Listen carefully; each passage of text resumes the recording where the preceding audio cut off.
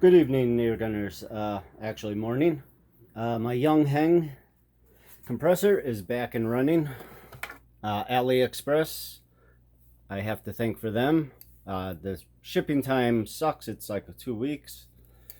But here was my issue. I just bought, yeah, see, it broke up there. So I just bought a whole new one. I think this was like 20 something dollars. And for future reference, I got these kits, except there is supposed to be a hole right here in the middle. They give you the pins for this, but there's no hole in the middle. So be careful what you get, because that goes over this and there is no hole. There's no way to really drill, where I even have a punch at work, but it will disform the stainless. So these are probably pretty much useless. So unless you have a sheet metal punch, we'll put a clean hole in here. But anyways, I got extra gaskets, all that foobar. I've been running straight water, no additives, no antifreeze, and corrosion was present in this unit. The valleyways were both starting to get corrosion, and this is actually a tube with an O-ring on top here and here, and this is your coolant passage, or your coolant surrounding, so it surrounds the whole thing and fills with coolant. Anyways, there was corrosion in there. Not so much corrosion, well, there was corrosion, but it was minerals and all the additives. I was using city water, not well water. So there will be a little difference. You will have heavy metals and calcium in larger quantities in well water. But the problem with city water also is the chemicals they add, and you will start getting scaling, and eventually it will block your ports. And once you do that, you can even have ice water in there. This gets hot, and heat is a big factor in this. I will not even go over 45 Celsius now. That is my limit. I don't care how long it takes.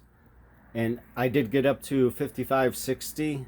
Not that that was part of the problem, but that was way over what I normally do. So I will not be going over 45, and I got water wet, not antifreeze.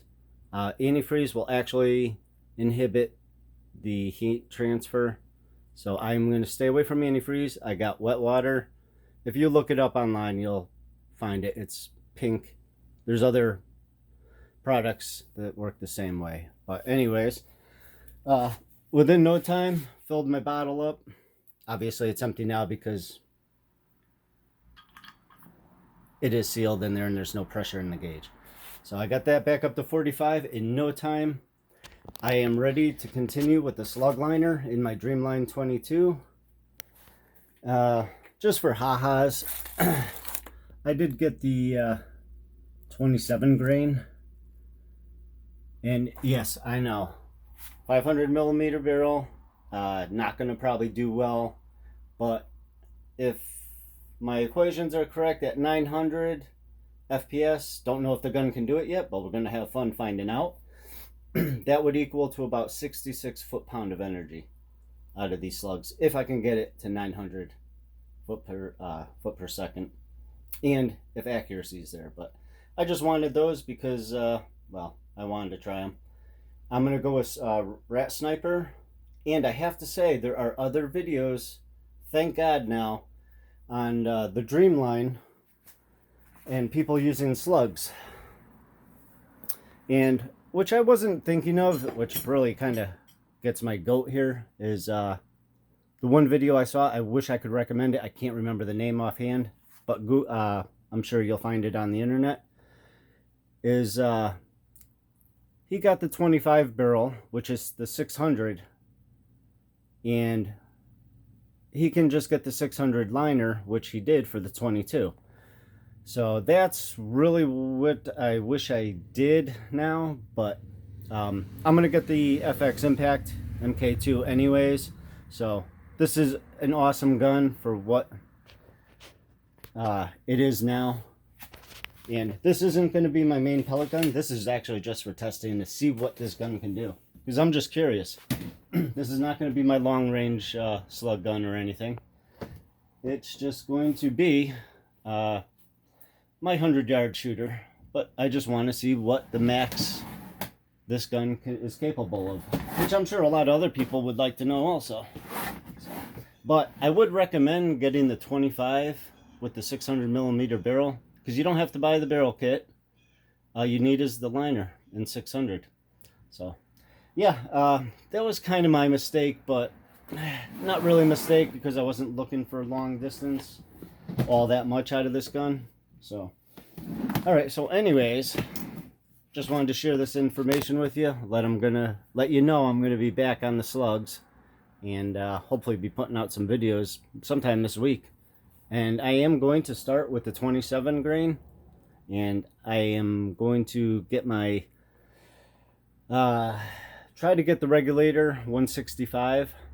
Now I heard you can go 700 with the Dreamline. I mean 170 on the reg with the Dreamline. Sorry, I had still the barrel lengths in my head. So I'm gonna see what it does in a hammer adjustment. I will probably not hit 170 unless I am very close. It's not set in stone for that reg pressure on the Dreamline. It's just something I heard from many other videos that you can watch of big name people involved with FX that had mentioned it. Not set in stone. So, all right. Family day today. Unfortunately, I got a little time before kayaking. But I just wanted to let you guys all know this is a very simple machine to work on. If you've ever rebuilt a Briggs & Stratton or anything like that, pretty much you have a crank here. I'm probably going to do a video if I have to take this apart again, which I probably will. I use this quite often, almost once a day. But yeah, I think I'll do an editorial maybe. There are tons of videos on this compressor already. So that's why I've been hesitant on even recording, putting this back together.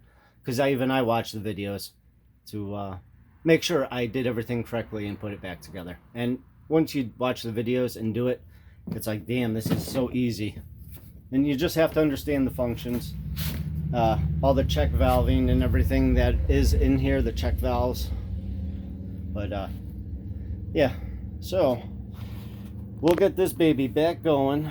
I already got the slug liner in her, and we'll bump up some pressure and see what this little 500mm barrel can do with slugs, light and heavy. Okay, can't wait to post some videos and show you my results. Okay, your gunner's edge out, and good shooting to you if you got the weather.